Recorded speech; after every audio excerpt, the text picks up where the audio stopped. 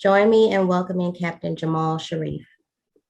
Thank you, Zakia. I appreciate the intro. First of all, greetings of peace, love, and joy to all the believers and our guests out there. Assalamu alaikum.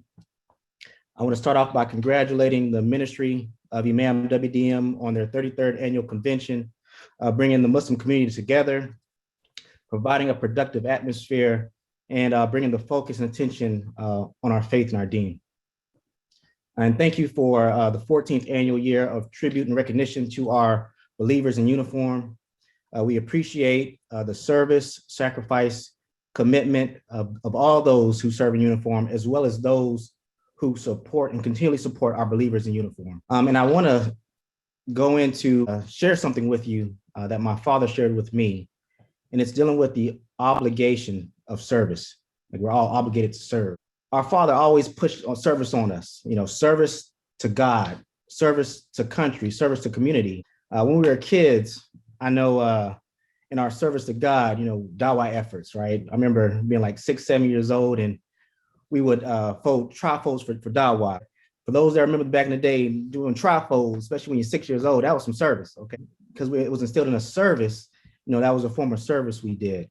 Well, as another form of service, when we were teenagers, we served our community.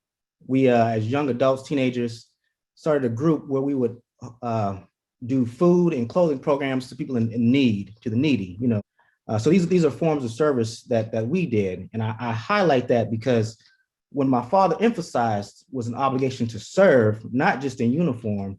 So I believe that ties all of us in. We all have an obligation to serve. And I want to say there's many ways to serve.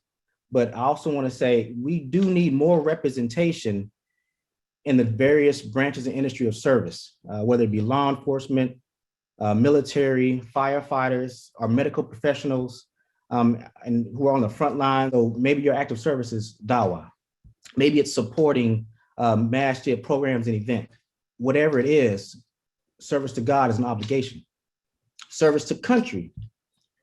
I serve in uniform. I have over 12 years of service. Many of our panel members retired military.